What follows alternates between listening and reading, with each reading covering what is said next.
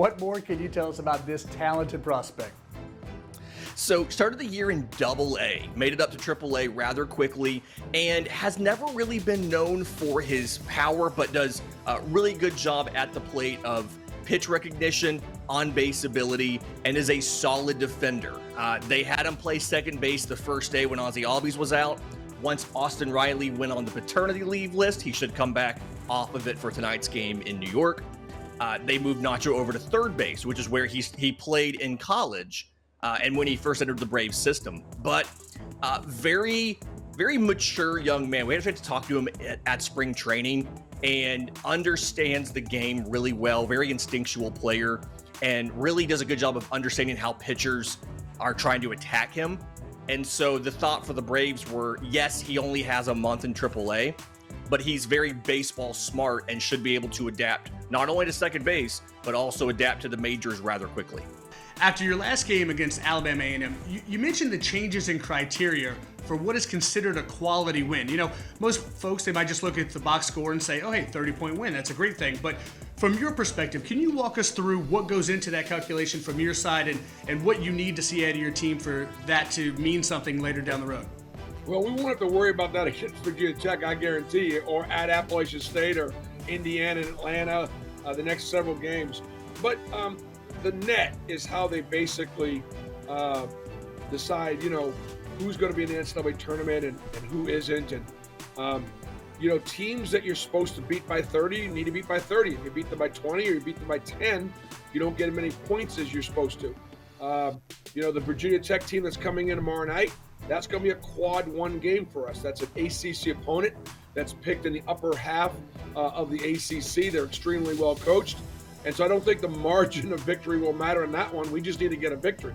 And so sometimes the margin matters. I mean, it always matters. But it matters when you're playing a team that you should beat a lot, that you beat them by a lot. Well, I want to stick with the quarterbacks for just a second because everybody knows when it comes to the offense, we always focus on those signal callers. You mentioned Andrew Body transferring in from Texas Southern. He's looked good from what you're saying, but do you think his arrival has upped the level of competition among that quarterback room? Well, you always want to have competition, and you want to get better at every position every year. And when we bring guys in, we tell people we're always bringing the guy in who we feel like can compete and play and be a starter. So, and we think he's a kid that can go out there and hopefully make us better. He's played a lot in the conference, played 2 years, was a leader down there, won a lot of ball games, and had a lot of success. So I think overall, we're just trying to improve that room. We do have a freshman that's coming up, and kid James, he's coming up from Coconut Creek, Florida, so that'll be another kid to put in the mix. And so it'll be fun watching those guys compete against each other and hopefully make the team better. The first 1,000 fans receive a Lowe Brothers bobblehead. A really cool collectible, obviously, Murph, but a special part of the Biscuits history that both Nathaniel and Josh both played right here in Montgomery. Yeah, absolutely. Nathaniel played with us in the 2018 season, made his debut with the Rays and has since joined the Texas Rangers last year. Had a phenomenal season, won the American League Gold Glove for first baseman. I believe he also won the Silver Slugger and, of course, won a World Series ring with the Rangers. Great year last year.